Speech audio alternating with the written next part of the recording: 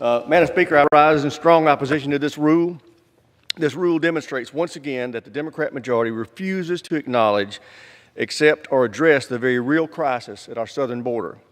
Numbers came out yesterday illustrating the magnitude of the crisis. CBP detained more than 109,000 migrants along the southwest border last month alone, a 591% increase compared with April of 2017. In just the last 7 months, more than 1% of the total population of Honduras and Guatemala have migrated to the United States. In total, over 500,000 migrants have crossed our border since October of last year, approximately the population of Tucson, Arizona.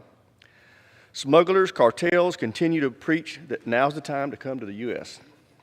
These criminal organizations run an international smuggling operation filled with misery and abuse.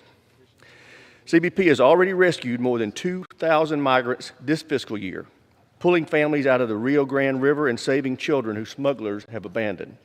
Migrants that survive the smugglers often arrive in poor health, physically exhausted, and in need of urgent medical care.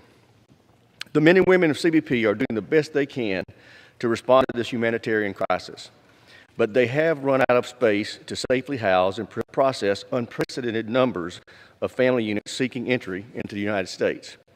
Health and Human Services is on the verge of running out of funds to shelter vulnerable, unaccompanied children that are crossing our border at levels 50% higher than just last year. Last week, the President sent Congress an urgent request for supplemental appropriations to address this humanitarian crisis. Ranking Member Collins and I filed an amendment to the supplemental, which would have provided $4.5 billion requested by the President.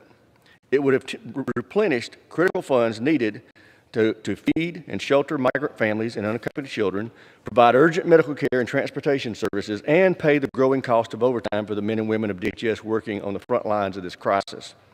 Unfortunately, the minority refused to make our amendment in order, and in doing so, they again refused to take action to address this crisis. They stunningly refused to support the men and women of DHS, and most remarkably, they refused to provide needed assistance to thousands of vulnerable migrants arriving at our border on a daily basis. The majority's political dysfunction is disgraceful. I urge them to work with the President and Republicans in Congress to immediately resolve this humanitarian crisis. I urge all members to oppose this rule, and I yield back.